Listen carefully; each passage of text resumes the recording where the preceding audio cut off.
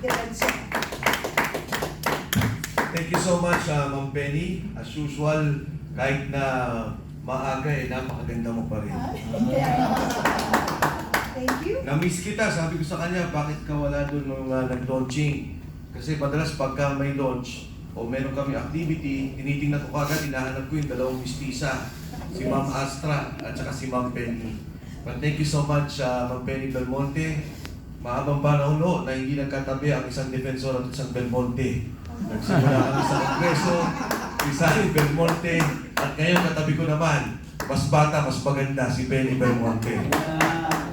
Of course, kasama po natin, Attorney Contacto. Maraming salamat po, Attorney, for also having us here. Dr. Trumata, kasama namin yung launching ng Rage, and madalas ko rin po napapanood, sabi ko sa kanya. Actually, ang lead convener po talaga ay si Mayor Baste Duterte, si Bastian Baste Duterte. Ako lang po ang isa sa mga co-convener as the Secretary General of the Reform PH Party. Ang aming pong chairman ay si Gringo Hulasan. And kami po ni Senator Gringo nag-usap, nagkataon lang po hindi siya makapunta nung panahon na ng launching, pero siya po ay 100% support dito sa ating binubuo na coalition, yung PDP Laban. And syempre po, kasama rin din po dyan ang Partido Reforma ni Speaker Bebot Alvarez. Kami po ay nagkaroon ng pag-uusap, nagpunta po kami ng Davao at nagkaupo kami ni Mayor Baste Duterte. Ang binabanggit ni Ma'am Penny, 750 sa ngayon po ang parallel organization sa pagkakaalam namin. At lahat po yan, sa katotohanan, noon pa, kasama na ng Pangulong Duterte. Matanda, yung Pangulong Duterte na presidente pa lamang. Nung una siyang tumakbo, wala siyang mga kasamang politiko, mangilan-ngilan, wala talagang tumaya sa kanya, kundi ang taong bayan. Nagbuo sila ng mga organisasyon, ng samahan, at kumilos para mailuklok ang Pangulong Duterte. Nung tumakbo si VP Inday Sara, and I guess yung unit team, nagsama-sama nun, kasama rin po ako doon, andun pa rin yung mga organisasyon na yun. Nung pag-uusap po namin ni Mayor Baste, ang sinabi ko sa kanya, Mayor, kailangan talaga namin ng isang leader. Kailangan may tumayo sa amin. At walang ibang pwedeng tumayo kung hindi ang isang Duterte. Sa ngayon po, ang ating Vice President ay dumadaan sa impeachment hearing. Marami po siyang binibigay na panahon para dito. At syempre, maraming mga bagay na dahil siya naman yung kanilang tinutugis o siya yung tinatarget doon sa impeachment trial na hindi naman niya kayang kumilos o magsalita basta-basta. At pinabuti po naman, hiningi namin ang liderato ni Mayor Baste Duterte na hindi na Davao ang may kailangan sa iyo, hindi lang Davao, hindi lamang Mindanao. Kailangan ka na ng buong Pilipinas. Kailangan ka na ng sambayan ng Pilipino. Nagulat ko ako dahil sa aming pag-usap, hindi naman nagkaroon ng dalawang salita si Mayor Baste Duterte. Tinanong lang niya, ano yung tingin mo dapat nating direksyon? Ayun o, nag-uusap kami, pinagit namin sa kanya, una at higit sa lahat, yung korupsyon. Hanggang ngayon walang nare-resolve eh. Sabi nila, Pasko may makukulong, dumaan na Pasko, dumaan na bagong taon. Nag-Valentine's na nga. Pasko ng pagkabuhay.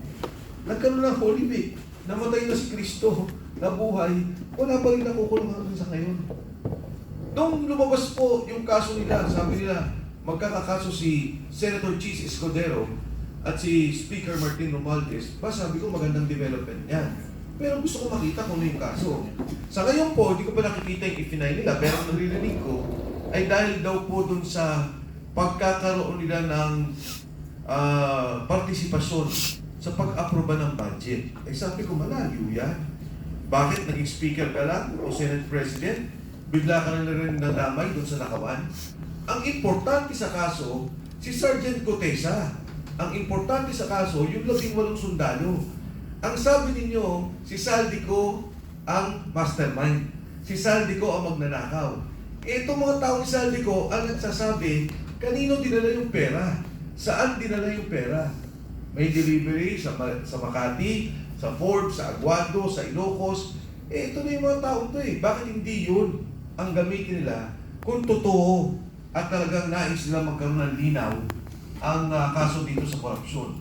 Pangalawa, narinig niyo naman si Senator Ping Lacson, sabi niya mismo, sa kanyang pananalita sa Senado, in a privileged speech, he mentioned that the statement of Saldico is untrue. Sabi niya, ang katotohanan, it was Yusek Bernardo who gave the money to Try-Give Ulayban and to Adrian Bersami, both undersecretaries. One is Yusek for Education and the other one is Yusek under the Office of the President. Ano na nangyari doon? Pinatawag ba? Nagkaroon ba ng linaw? Nanggaling na sa kanila yun. And no less than the Executive Secretary and the Secretary of Budget, Secretary Pangandaman, and Executive Secretary Lucas Bersami resigned. Right after that, nag-resign nga eh. Diba? Pagkatapos ni Saldico, pagkatapos magsalita ni Senator Ping, nagkatanggalan sa posisyon sa Malacanang. Anyway, pangalawa namin pinag-usapan ni Mayor Basti Duterte, sabi namin, Mayor, alam nyo, ang dami na mong kaso ng mga kasama. Lahat kinakasuhan, kaliwat kanan. Ako siguro, kaso ko na, 3, 4, meron na. Yung pong dalawang negosyo kong kahit pa paano, meron po akong pinagtutuan ng negosyo, parehong isinara. Parehong isinara. Nang walang batayan. Ako, kaya ko. Kaya namin labanan dahil walang batayan yung pagsananda. Paano yung tao? 100 po ang natanggal dun sa isang kumpanya. Yung isang kumpanya matatanggal 700. Krisis nga ngayon eh. Yung isang kumpanya na malaming matatanggal na mga empleyado, investor lang po ako doon. Nagkataon lang, hinihalan akong presidente as one of the minority investors. Ngayon, damay na din. So sabi ko, Mayor, kailangan tayo magkaisa, magtulungan kasi yung mga kasama natin, kinakasuhan. At alam niya, maski pala siya, meron siyang negosyong sinara doon sa Davao. At narinig natin doon sa kanyang talumpati, yung mga negosyante kinigibit pag nakita nakadikit sa kanya. And pangatlo, yung itigil nila yung pamumuliti na nila. Itong ginagawa nila kay Inday Sara, tingnan nyo, nagsasalita ang Malacanang. Sabi nila, itigil nyo na yung politika, may krisis tayo, magtulong-tulong tayo. Sino bang nauna? Hindi ba itong kaso nila ng impeachment kay VP Inday Sara? Kung ang gusto ng Pangulo ay katahimikan, kung ang gusto ng Pangulo ay walang gulo, ipatigil niya yan. Huwag niyang sabihin na independent ang Congress. Tao niya lahat ng mga yan. Ayaw nga mag-impeach ng mga congressman eh. Natatakot din sila eh. Diba? Dalawa, takot sila na alam nila manalo si Inday Sara at pag nag-impeach sila, delikado sila sa 2020. Ang pangalawa din takot nila, pag nanalo si Inday Sara, lalo nakikigit yung mga nagnakaw, alam din nila, lagot sila sa 2020. Ngayon, yung ginagawa kay VP Inday Sara, naglabas na daw COA with finality disallowed. Oh, sige, disallowed. Nasa COA pa yan eh. Ang natitirang pondo dyan, 73 million na kailangan niyang ayusin. Kailangan niyang i-justify pa o mag-appeal pa siya tungkol dito. Ito ho, ikikwento ko sa inyo. Buksan nyo, may mga cellphone kayo, nakikita ko. I-google ninyo ang COA, Commission on Audit. Number 1, Department of Agriculture. Suspended, disallowed. 8.5 billion. May investigasyon ba? May narinig ba tayo? Wala. Yung pong Department of Health, 10.5 billion. May narinig ba tayo may investigasyon? May natanggal? Wala. Nakalagay po doon sa mga findings sa Department of Health. Almost 150 million ang nag-expire na gamot or about to expire. Binili, hindi dinidistribute, mag-expire. 150 million. Talo pa nga yung pondong iniimbestigahan na kay BP Inday. O pangatlo, Department of Public Works and Highways, 17 billion pesos. Pagdating nyo po sa Department of Energy, may problema tayo ngayon sa langis, may problema tayo sa ating mga petrolyo, sa crudo. Charges, hindi ko alam kung detalye, basta nakalagay sa COA charges, 186 billion pesos. Wala tayong naririnig. Pero si Inday, dahil kalaban, gigibain. Dahil si Inday, takot sila, gigibain. Yan ang politika. The highest rated official as of now is Vice President Inday Sara Duterte. Mataas kay Pangulong BBM, mataas sa Senate President, mataas sa Chief Justice, mataas sa Speaker of the House. And yet, itong apat na to, wala. Siya iniimbestigahan. Magkano ang confidential funds ng Pangulo taon-taon? 4.5 billion. Ha? Sabi nila, 11 million. Inubos. Ano ba? 11 days. 11 million, 11 days. I-compute nyo.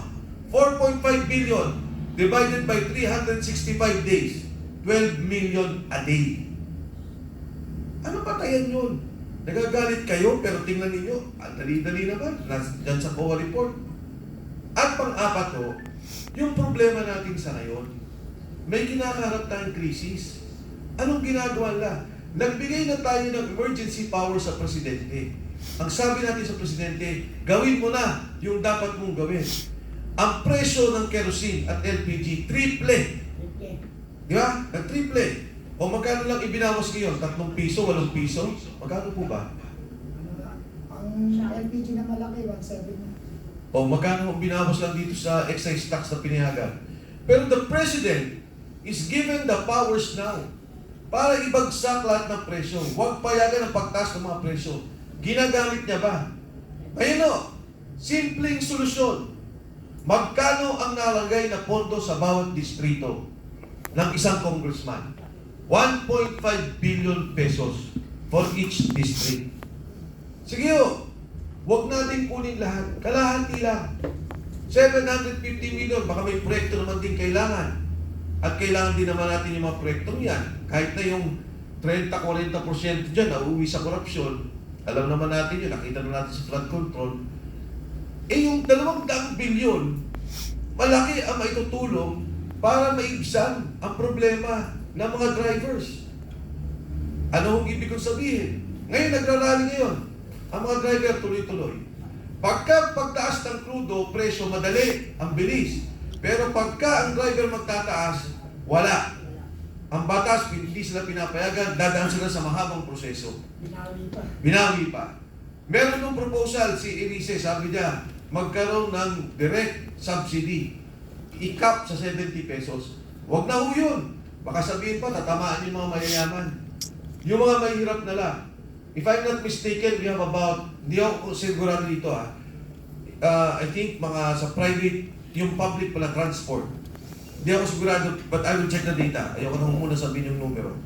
Pero kung bibigyan nila ng direct subsidy, ang mga taong yun, pwedeng i-cap sa 70 pesos. I-subsidize na 70 pesos, aabutin ang gobyerno na mga 10 bilyon kada buwan. Kung kukunin mo ang kalahati ng ibinigay mo sa mga congressman na 400 bilyon, 200 bilyon, at least meron kang 20 months, 20 buwan na masasubsidize mo ang ating mga pasahero, ang ating mga driver, at ang presyo ng bilihin hindi tataas. Dahil direkta na merong koneksyon yung mga delivery trucks tungkol dito. Yun lang yung tricycle driver, jeepney driver, yung mga nagpapasada, UP Express, yung mga nagdi-deliver na utility, yan yung bigyan nila ng pagtugon. Bigyan nila ng subsidyo. Malaki ang may tutulong. Ginagawa ba nila? Hindi. Wala ho eh. Anong pangalawang sinabi ni Leon Reviste? O yung kay Egay, 70 ka. Yung kay Leon Reviste, ibaba. From 12% back to 10%. Ano ang epekto niya? Kung may 50,000 pesos ang isang pamilya, mababawasan kahit ng mga 500, 600 pesos, up to 1,000 if I'm not mistaken. Ayaw nilang payagan. Pero yung trilyon-trilyon na nakawan na nakita natin, walang problema, hindi inimbestigahan. Itong maliit na problema na direktang makakatulong sa tao, kahit namutang ang gobyerno, namutang nga sila eh. Kinuha nga nila yung PhilHealth, PDIC, namutang sila para sa flood control. Ito, direktang serbisyo sa tao para maibsan ng gutom, maibsan ng kahirapan. Hindi nila magawa. Kaya ito po yung pinag-alaban ng Rage Coalition. At nandiyan po si Mayor Baste Duterte na tumatayo para sa amin. Leader namin lahat, tagapangulo ng PDP at tagapangulo ng Rage Coalition. Lalaban po kami, hindi kami mananahimik, tuloy-tuloy kami sa bawat kanto, sa bawat barangay, sa bawat komunidad, sa kalsada, para ilabas ang hinaing ng taong bayan.